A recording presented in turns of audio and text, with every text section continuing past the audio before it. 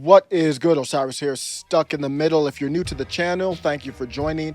I'm just a dude in his basement that wants to talk about things with regular people. Alexandria Ocasio-Cortez tested positive for that thing, and we just found that out from the New York Post. Representative Ocasio-Cortez has received a positive test for that thing. I'm paraphrasing. She is experiencing symptoms and recovering at home, the statement said. The Congresswoman received her booster shot last fall and encourages everyone to get their booster and follow all CDC guidance.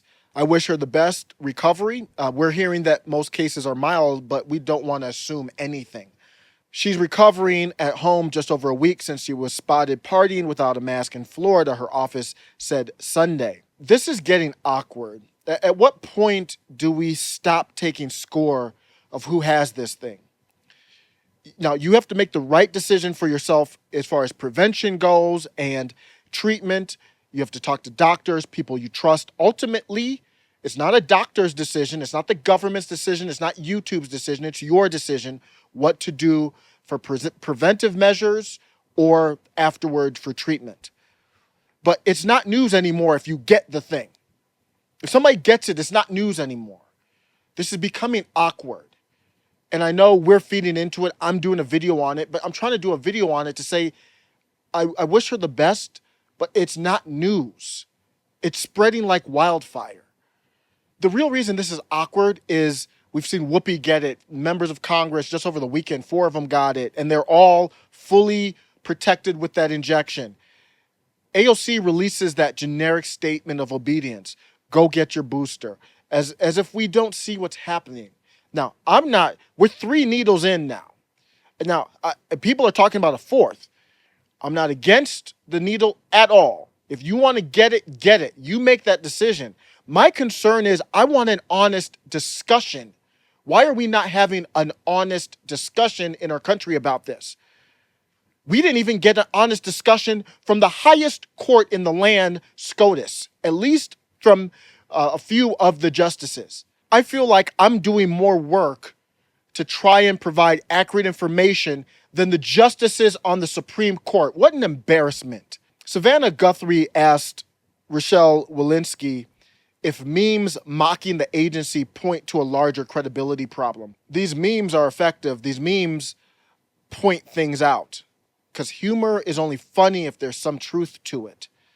So they have a credibility problem, just like the Supreme Court. I was listening to Brett Weinstein and Heather on their Dark Horse podcast. Let's put it this way. I mean, again, I don't think incompetence could possibly explain the horrifying nature of our public health response to COVID. It's on beyond what incompetence can account for. Incompetence could get you arguably to a random response. It cannot get you to a response that is the inverse of the right response, which is again and again what we have.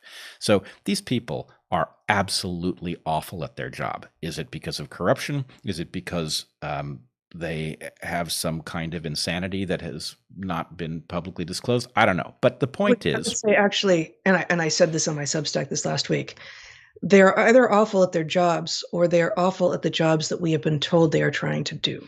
And I thought AOC was a populist. And if you're a populist, you put people first. You're honest with people. She's fake. We need to have real discussions. And they talked about definition. I'm going to end with this. I had an awkward moment reading a book with my son, 5-year-old son.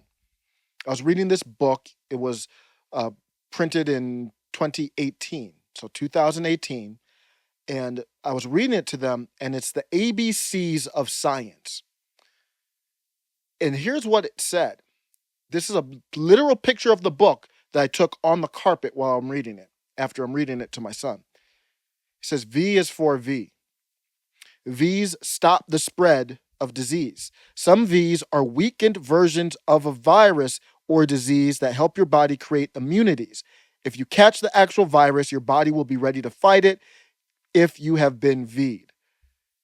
V is for V. V's stop the spread of disease. This is a conscious change. So to back up what Heather and Brett were talking about, I can't use incompetence on this.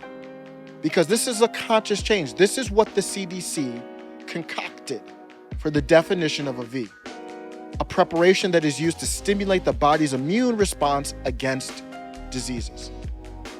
Notice it's not the same as the book I just read for my kid who said V's stop the spread.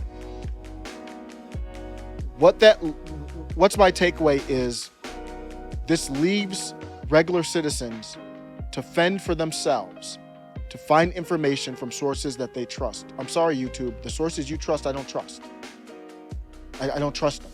So I'm going to find sources I trust. I'm going to listen to those sources too, because I'm not going to assume all the information's wrong. But we citizens are out here to fend for ourselves, to find information and to make an informed decision. And to do manipulation like this with definitions it is a direct attack on our liberty. If you were on a random island, and so I'm not going to talk about the pandemic. If you're on a random island and you called a procedure, hey, this will help mitigate symptoms, it's a drug, you have to take it. Or if you say, this is a V, you have to take it. Which one sounds more convincing? Because in your head, you're still thinking about that old definition that doesn't fit this new drug. Let me know what you think. I think that we have to share information. We have to go to alternative sources and we have to be careful. There's people who are manipulating on all sides of this issue. Thanks a lot for listening. Take care.